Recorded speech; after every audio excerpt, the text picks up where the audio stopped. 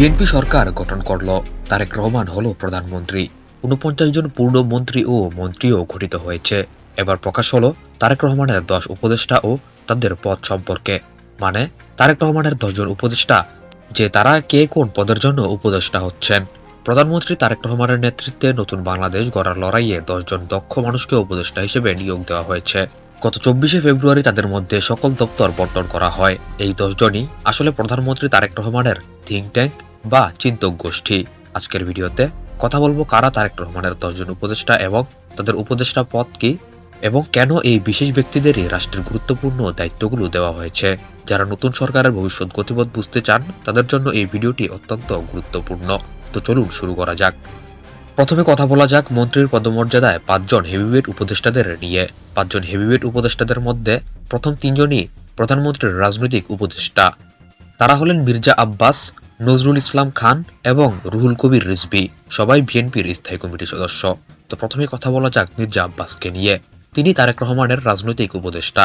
মির্জা আব্বাসকে ঢাকার রাজনীতির মুকুটহীন সম্রাট বলা হয়। তিনি অবিভক্ত ঢাকার সাবেক মেয়র এবং বর্তমান গৃহায়ন ও গণপূর্ত মন্ত্রী। রাজপথের আন্দোলনে তার মতো সাহসী নেতৃত্ব বিএনপিতে কম আছে বলা যায়।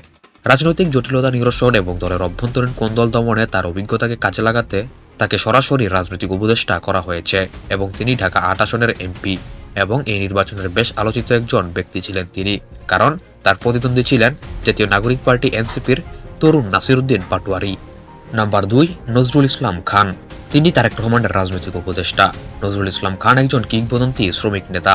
১৯ মার্চ ১৯৭১ সালে গাজীপুরের সেই ঐতিহাসিক প্রতিরোধ যুদ্ধে তার ভূমিকা অনস্বীকার্য। শ্রমিক অধিকার থেকে শুরু করে আন্তর্জাতিক সম্পর্ক সবখানেই তার বিচরণ। পৌর খাওয়া এই নেতাকে রাখা হয়েছে সরাসরি প্রধানমন্ত্রীর পাশে পরামর্শদাতা হিসেবে। ক্ষমতা বিমুখ এই রাজনৈতিক ব্যক্তিত্ব বিএনপির অন্যতম জনপ্রিয় ও গ্রহণযোগ্য হেভিওয়েট নেতা। তিনি বিএনপির স্থায়ী কমিটির সদস্য। নাম্বার ৩, রুহুল কবির রিজভী। তিনিও তারেক রহমানের রাজনৈতিক উপদেষ্টা। বিএনপির সবথেকে লড়াকু মুখ তিনি।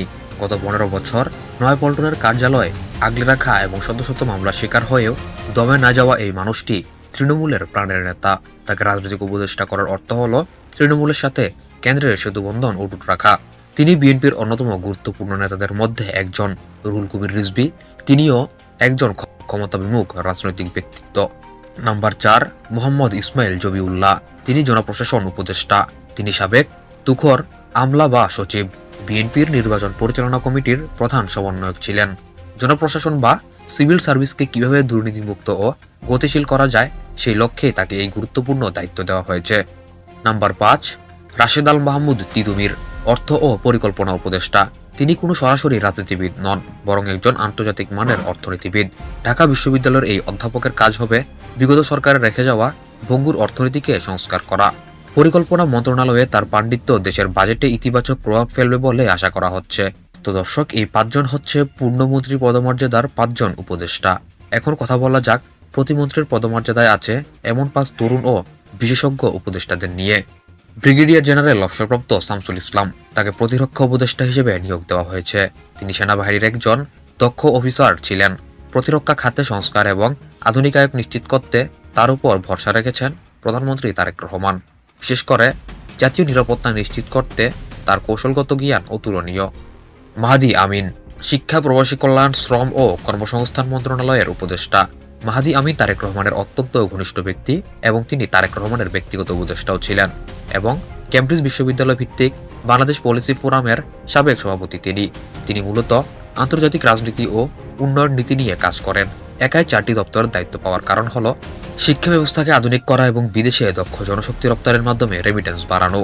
মাহাদি আমিন বিএনপির কেন্দ্রীয় নির্বাচন পরিচালনা কমিটিতে গুরুত্বপূর্ণ দায়িত্ব পরিচালনা করেছিলেন। রেহান আসিফ আসাদ, আইসিটি ও বিজ্ঞান প্রযুক্তি উপদেষ্টা। তিনি তরুণ প্রজন্মের একজন প্রতিনিধি। তথ্য প্রযুক্তি খাতে বৈশ্বিক পরিবর্তনের সাথে তাল মিলিয়ে বাংলাদেশকে একটি আধুনিক রাষ্ট্র হিসেবে গড়ে তোলার দায়িত্ব তার কাঁধে। প্রযুক্তি বান্ধব রাষ্ট্র করতে তারুণ্যের শক্তিকে কাজে লাগিয়েছেন তারেক রহমান এখানে। হুমায়ুন কবির, পররাষ্ট্র, দুর্যোগ ও পর্যটন উপদেষ্টা। যুক্তরাজ্য প্রবাসী এই নেতা আন্তর্জাতিক অঙ্গনে বিএনপির সব থেকে শক্তিশালী কণ্ঠস্বর।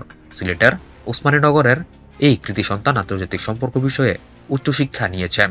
বৈদেশিক বিনিয়োগ আকর্ষণ এবং পর্যটন খাতের উন্নয়নে তিনি বড় ভূমিকা রাখবেন বলে মনে করছেন অনেকে। ডাক্তার জাহিদুর রহমান, পলিসি ও স্ট্র্যাটেজিক হিসেবে তাকে উপদেষ্টা বানানো হয়েছে। জাহিদ একজন স্বনামধন্য চিকিৎসক এবং রাজনৈতিক বিশ্লেষক। টকশো এবং লেখালেখির মাধ্যমে এবং ইউটিউবে ভিডিওর মাধ্যমে তিনি সবসময় সুস্থধারার রাজনীতির কথা বলেছেন। সরকারের দীর্ঘমেয়াদী নীতি বা পলিসি মেকার হিসেবে তাকে এই নিয়োগ দেওয়া হয়েছে। তো দর্শক, এই 10 জন উপদেষ্টার পর্ষদ প্রমাণ করে যে তারেক রহমান শুধুমাত্র ভোটের রাজনীতি নয়, বরং রাষ্ট্র সংস্কারের রাজনীতি করতে চান, যেখানে মেধা, অভিজ্ঞতা এবং তারুণ্যের এক অপূর্ব সংমিশ্রণ ঘটেছে। এই পর্ষদ কি পারবে সাধারণ মানুষের প্রত্যাশা পূরণ করতে? আপনার মতামত কমেন্টে জানান। ভিডিওটি ভালো লাগলে লাইক এবং সাবস্ক্রাইব করে আমাদের পাশেই থাকবেন।